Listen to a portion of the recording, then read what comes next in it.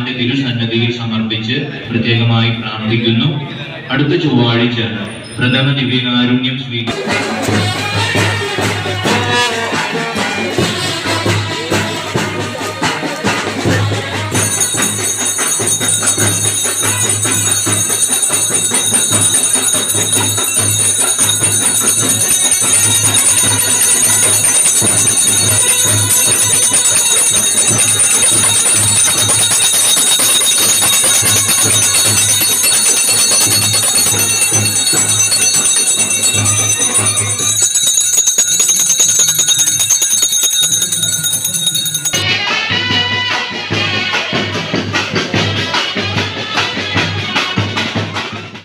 കിഴക്കിന്റെ പാതുവ എന്നറിയപ്പെടുന്ന ചെട്ടിക്കാട് വിശുദ്ധ അന്തോണീസിന്റെ തീർത്ഥാടന കേന്ദ്രത്തിൽ സൗഖ്യദായകമായ ഊട്ടുതിരുനാൾ 10,000-കണക്കിന് വിശ്വാസികൾ പങ്കെടുത്ത നേർച്ച സദ്യയോടെ സമാപിച്ചു. കോട്ടപ്പുറം രൂപത മെത്രാൻ ഡോക്ടർ അംബ്രോസ് പുത്തൻവീട്ടിൽ നേർച്ച സദ്യ ആശീർവദിച്ചു.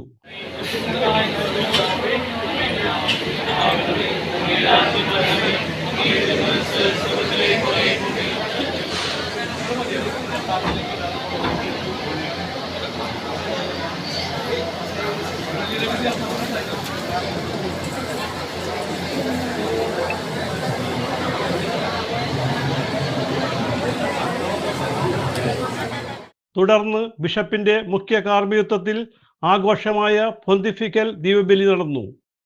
നമ്മെ സംബന്ധിച്ച് വളരെ സന്തോഷകരമായ സുദിനമാണ്.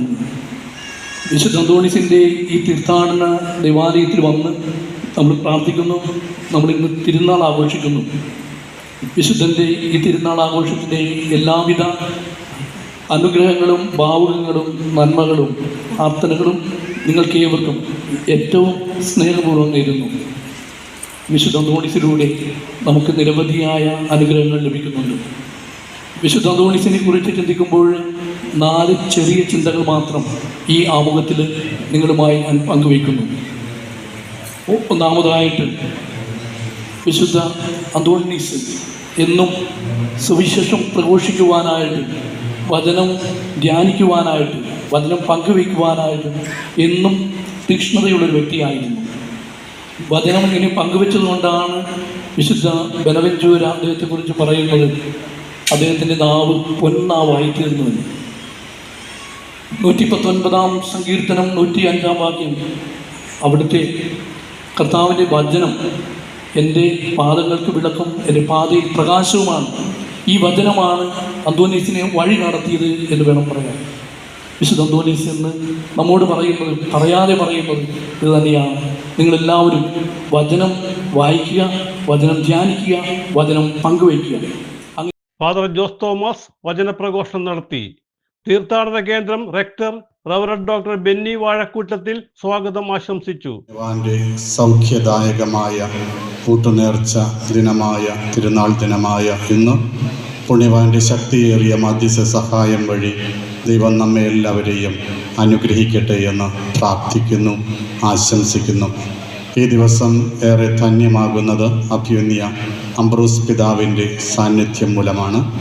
കോട്ടപ്പുറം രൂപതാധ്യക്ഷൻ അഭിമന്യ അംബ്രോസ് പുത്തൻവീട്ടിൽ പിതാവ് ഇവിടെ വന്ന് നേർച്ച ഭക്ഷണം ആശീർവദിച്ച് വിതരണം ആരംഭിച്ചു കഴിഞ്ഞു.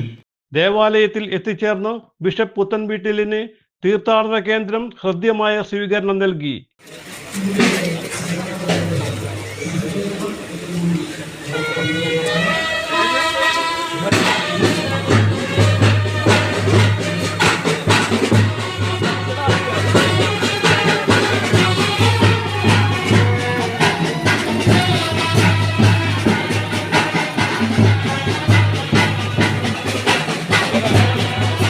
സഹവികാരി father Ajay Antony Puthenparambil, Francis Kuruppassery, Albi പടമാട്ടുമേൽ, ബീനൻ താണിപ്പള്ളി, Antony Kallarakkal, Alex പള്ളിയിൽ എന്നിവരുടെ നേതൃത്വത്തിൽ വിവിധ കമ്മിറ്റികൾ നേതൃത്വം നൽകി. CJ Joy, city voice news bureau, north Paravur.